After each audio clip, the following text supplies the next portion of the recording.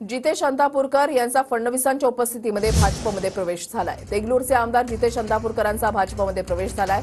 काँग्रेसच्या आमदारकीचा राजीनामा देत अंतापूरकर हे आता भाजपमध्ये आले, तर जितेश अंतापूरकरांची काँग्रेस पक्षातून हकालपट्टी केल्याचं नाना पटोले यांनी म्हटलंय।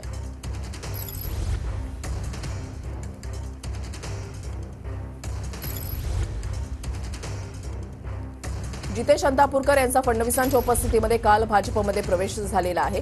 देगलूरचे आमदार जितेश अंतापूरकर यांची काँग्रेसमधून हकालपट्टी केल्याचं नाना पटोले यांनी म्हटलेलं आहे। मात्र आपण राजीनामा दिलेला आहे असं त्यांच्याकडून सांगण्यात आलेलं आहे आणि राजीनाम्याच्या नंतर त्यांनी भाजपमध्ये प्रवेश केलाय। ही दोन दृश्य आपण या ठिकाणी पाहताय। जितेश अंतापूरकर यांनी काल भाजपमध्ये प्रवेश केलेला आहे। विधानसभा निवडणुकांच्या दृष्टिकोनातून काँग्रेससाठी खरं तर हा मोठा धक्का आहे। मात्र क्रॉस वोटिंगचा आरोप हा अंतापूरकर यांच्यावर करण्यात आलेला होता आणि त्यांची काँग्रेसमधून हकालपट्टी केल्याचं काँग्रेसचे प्रदेशाध्यक्ष नाना पटोले यांनी सांगितलंय।